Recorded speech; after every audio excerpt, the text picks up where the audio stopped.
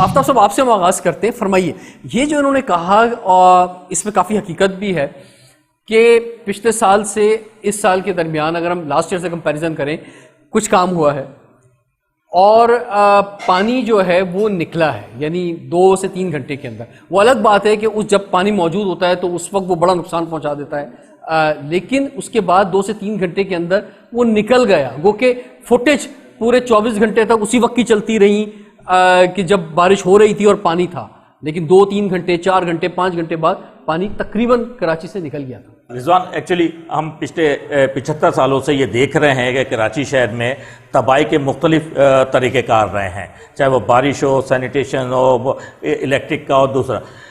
वो अलग बात है कि पहले मीडिया नहीं था, लोगों को इतनी अवेयरनेस नहीं थी और सोशल मीडिया ख़ास तौर से नहीं था, तो चीज़ों का पता नहीं चलता था। अब हर आदमी को अवेयरनेस हो गई है, फ़ोन पे कैमरा है तो तमाम चीज़ें वायरल हो जाती हैं। प्रॉब्लम वही है जो पहले थे, मगर पिछले 30 से 35 सालों में ये प्रॉब्लम बहुत ज़्यादा बढ़ गए हैं और उसके कई वजूहात हैं।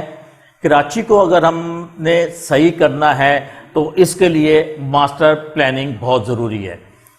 कराची के जो स्टेक होल्डर हैं, हम तो पिछले 3 पौने 4 साल से स्टेक होल्डर हैं कराची में। उससे पहले तो जाहिर है कि MQM थी, पीपल्स पार्टी रही है, फिर बहुत पहले 90s में जमात इस्लामी का कुछ स्टेक था। इन तमाम स्टेक होल्डर्स को बैठ के मुशावरत के साथ मास्टर प्लानिंग बहुत ज़रूरी है। आप देख लें कि पाकिस्तान को, कराची को बने हुए 75 ईयर्स हो गए, कोई भी चीज़ मास्टर प्लानिंग के बगैर नहीं चल सकती। अनफॉर्चुनेटली आज तक बदकिस्मती है कि कराची का मास्टर प्लान नहीं है और ये जितने भी इश्यूज़ हैं कराची के या पाकिस्तान के, ये ज़्यादातर जो है इंजीनियरिंग इश्यूज़ हैं और इंजीनियरिंग सोल्यूशन ही इनके लिए चाहिए। देखें, जब तक रूट कॉज पे नहीं जाएंगे ना, ये मसले हल नहीं होंगे। मैं थोड़ा सा दोबारा आपकी तरफ वापस आऊंगा। और जिस वक्त वसीम अख्तर साहब का इलेक्शन हो रहा था मेयर का, फारूक सत्तार साहब ने टीवी पे आके कई चैनल्स पे ये कहा, उनसे जब सवाल किया गया आपको पता रिसोर्सेज होंगे नहीं, फंड्स नहीं होंगे, उन्होंने कहा जी हम सारे रिसोर्सेज जनरेट करेंगे, हम फंड जनरेट करेंगे, आप हमें मेयर लाएं हमारा, हम आपको देखें कैसे कराची को बदल के देते हैं। ये ऑन रिकॉर्ड है, ऑन रिकॉर्ड है। प्राइम मिनिस्टर साहब ने कहा 1 रोटी और 4 भाइयों में बांट दें, आप ऐसे ही कर रहे हैं। आप देखें, स्टेक होल्डर रहे, आप छोड़ देते। वसीम अख्तर ने क्यों नहीं रिजाइन किया? जब रिसोर्सेज नहीं थे, देखें जब रिसोर्सेज नहीं थे तो आपको रिजाइन करना चाहिए था ना, आपने डिलीवर तो नहीं किया। सेंसिस MQM ने रिक्वेस्ट की, MQM चाहती थी सेंसिस, PTI भी चाहती थी, मैंने खुद इस चीज को बहुत उठाया और अल्हम्दुलिल्लाह पिछले साल सेंसिस के हवाले से कराची के लिए कैबिनेट ने डिसीजन दिया कि सेंसिस हो गए। 5 अरब रुपए बजट में रखे गए फेडरल के और अप्रैल में हमारी गवर्नमेंट खत्म हो गई। डिजिटाइज ये सेंसिस होना था। आज हम MQM से पूछते हैं कि जब आप हमारे पास से निकले तो आपने कोई सवाल उठाया सेंसिस के हवाले से? क्योंकि जब तक कराची शहर के सेंसिस नहीं होंगे, 16 मिलियन की आबादी उन्होंने बताई है, 30 मिलियन की आबादी, आपकी सारी प्लानिंग फेल हो जाती है। तो ये एक बड़ा सवाल इस बल्दियाती इलेक्शन में MQM से पूछा जाएगा कि आपने सेंसिस पे क्या किया। दूसरा, हम फेडरल गवर्नमेंट से ये पूछते हैं कि आपने बजट में से कितना खर्चा किया।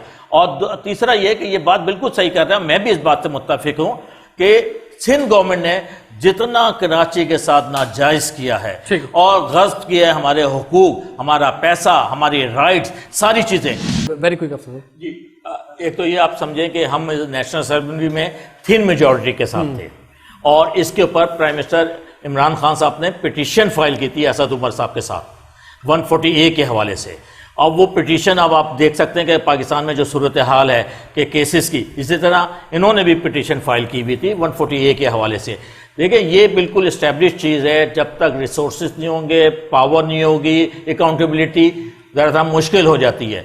और ये हमारा फ़र्ज़ बनता है कराची के हवाले से कि हमें 140A पे, जबकि अभी हाई कोर्ट ने डिसीजन दिया हुआ है इसको 140A के हवाले से, फिर यहाँ पे कराची में हमने मिल के सबने स्ट्राइक की, प्रोटेस्ट किया बेहतरीन तरीके से। सर, अगर क्योंकि वो आइन थोड़ा सा खामोश है कि वो जो कि कहाँ तक अख्तियारात और क्या क्या अख्तियारात दिए जाएं, अगर उसमें आइन में वाज़ेह तौर पर तशरीह कर ली जाए 140A की तो बड़ा वाज़ेह हो जाएगा। देखिए, मसला क्या है, कब्जा, जो कि कराची में कब्जे ग्रुप तो लैंड ग्रेबर के नाम तो आपने सुने, मगर इससे हटके देखे तो सिंध गवर्नमेंट हर चीज कब्जा करना चाहती है, चाहे मोटर व्हीकल हो, चाहे वो बिल्डिंग कंट्रोल हो, वाटर बोर्ड हो, सिंध सॉलिड वेस्ट मैनेजमेंट हो।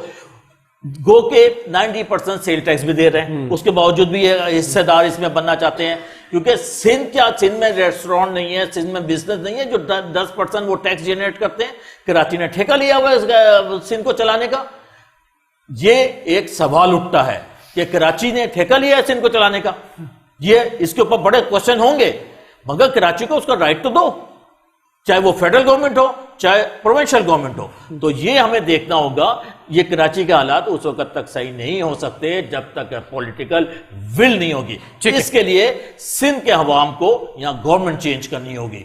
जब गवर्नमेंट चेंज होगी तो बेहतर गवर्नमेंट आए, जो लेजिस्लेशन भी करें, जो जिस शहर हैदराबाद हो, लाड़काना हो, नवाज शाह हो, सक्कर, उनका राइट उनको मिलना चाहिए। पीएफसी अवार्ड के ऊपर कैबिनेट ने भी अप्रूव किया है कि पीएफसी अवार्ड यानी एक यही रास्ता है कि आप लोकल गवर्नमेंट्स को मुकम्मल अख्तियारात दे दो जी, और अगर अख्तियारात नहीं दे सकते तो फिर पाकिस्तान में नए एडमिनिस्ट्रेटिव यूनिट्स बनने चाहिए, चाहे वो 25 बने, चाहे वो 30 बने या 40 एग्री।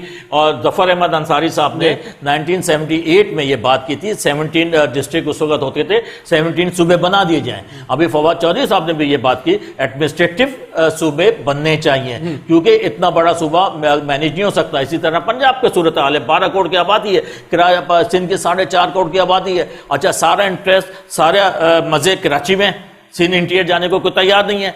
जितने सिंध गवर्नमेंट के मिनिस्टर्स हैं वो ज्यादातर इंटीरियर से ताल्लुक है। कौन है कराची का मिनिस्टर?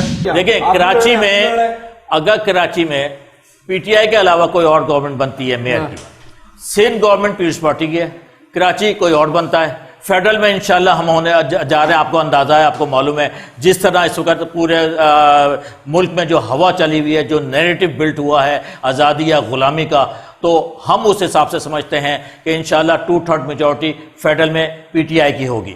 जब 2/3 मेजॉरिटी होगी तो हम बहुत सारी चीज़ें चेंज भी कर सकते हैं, लेजिस्लेशन कर सकते हैं, चाहे वो पुलिस की हो, जुडिशरी हो और दूसरी चीज़ें हों। इसके साथ अगर मेयर हमारा कराची में आता है पीटीआई का, तो बहुत सारी सपोर्ट फेडरल से पीटीआई को कराची में मिलेगी जो किसी और पार्टी को नहीं मिल सकती। पीटीआई की गवर्नमेंट को कतन कानूनी तौर पर नहीं उठाया। वोट ऑफ नो कॉन्फिडेंस कानूनी चीज है। उसके बाद जो रिजीम चेंज हुई है, जो साइफर आया है, जो यहां के सपोर्टर थे, फैसिलिटेटर थे, कैसे मैं मान सकता हूं कि एमक्यूएम हमारे साथ बैठी और एकदम एमक्यूएम हमारे पास से हट के चली जाए? नहीं, लेकिन ये तो राइट था, एमक्यूएम का राइट था ना? नहीं, तो राइट नहीं था इनका। देखिए, किसी के साथ भी जा सकते हैं। किसी भी पार्टी का कोई एमएनए दूसरी पार्टी को वोट डालता है, जैसा आप देख लेना क्या हुआ।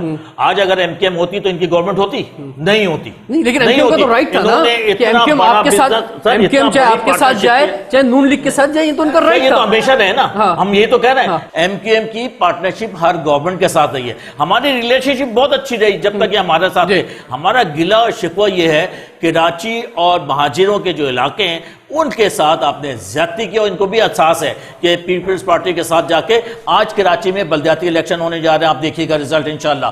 हमने तो सर्वे भी किया और अब फील्ड में भी मौजूद है। बहुत डिफरेंट सूरत हाल है अब पाकिस्तान की पूरी। मेरे ये ख्याल है जो भी बल्दियाती गवर्नमेंट आएगी इंशाल्लाह, हमें उम्मीद करें पीटीआई की, हम 4 साल का प्रोग्राम देंगे, आपको पूरा रोड मैप देंगे। हम फेज वाइज जो ना सीवरेज के सिस्टम को सही करेंगे।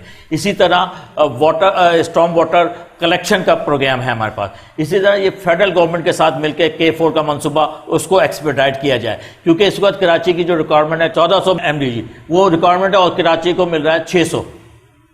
तो ये शॉर्टफॉल जो है। फिर के इलेक्ट्रिक का जो मंसूबा था, जो प्राइवेटाइज किया गया था 2008-2009 में आसिफ जरदारी साहब के दौर में, और अब ये खत्म हो रहा है 2023 में। तो इस पे प्लान यही है कि इसको जो है ना, जो डिस्ट्रीब्यूशन है उसको प्राइवेटाइज किया जाए। प्रोडक्शन अलग है और डिस्ट्रीब्यूशन को प्राइवेटाइज किया जाए। कराची के लिए प्रॉपर रिसोर्सेज के साथ, और सबसे बढ़ के ये कि जो कराची के अपने इदारे हैं वो सारे मातहत होने चाहिए, मेयर के मातहत होने चाहिए, और जो म्यूनिसिपल एजेंसीज के अंडर में जो चीज़ें उनके साथ कोलैबोरेशन या उनके साथ जॉइंट वेंचर या उनको उसको टेक ओवर करे कराची, तो ये मसले का हल है। अदरवाइज ये 75 साल से हम चले आ रहे हैं, मजीद 60 साल 50 साल तमाम इदारे मेयर के अंडर होने चाहिए। तो मसला ये है ना कि जिसके अंडर होंगे उसको अपॉर्चुनिटी मिलेगी खाने कमाने की, तो ये कैसे दे दें मेयर के अंडर? सर ये तो आप देख लीजिए कराची का कितने % जो है एरिया जो है मेयर से हटके है।